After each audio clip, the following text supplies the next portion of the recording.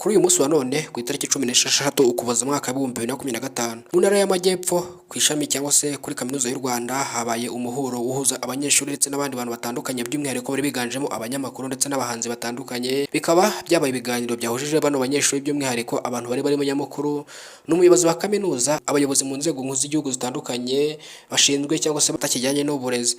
Ariko hakaba hagaragaye n'umunyamakuru Scovia, Umutesi, Bruce Melody, Kitoko ndetse n'itsinda rigari ry'abagize cyangwa se ry'abajene bagize itsinda rya Genesis Comedy by'umwihariko barangajwe imbere na boss wabo cyangwa se umukoresha wabo cyangwa se umuyobozi wabo witwa Farimeris. Aba bakaba biganjemo Muhinde n'abandi batandukanye bakunzwe n'abatari bake baba bari muri uyu muhuro.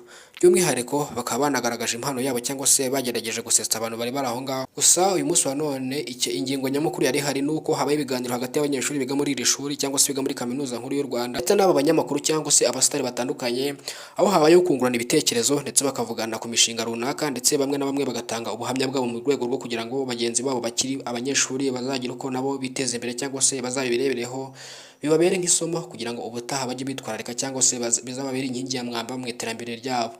Umunyamakuru Scovia yafashe umwanya aganiriza abanyeshuri bere kwiga itangazamakuru bo muri iki kigo cyangwa se muri iri shuri, maze agira umwanya abahata ibibazo ndetse nabo bagerageza kubisobanura nta kuzuyaza, aho abana b'abahungu b'abajene bari kwiga itangazamakuru yagiye ababaza ibibazo bikakaye.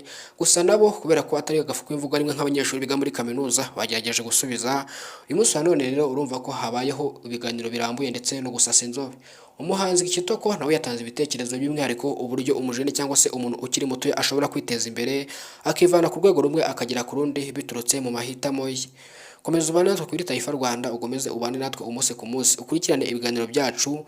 Nimba uri mushyashya ukanda subscribe kandi wowe wayikanze turagushimiye cyane. Imana ibarinde. Njye nitwa Elize Taifa. Ciao ciao.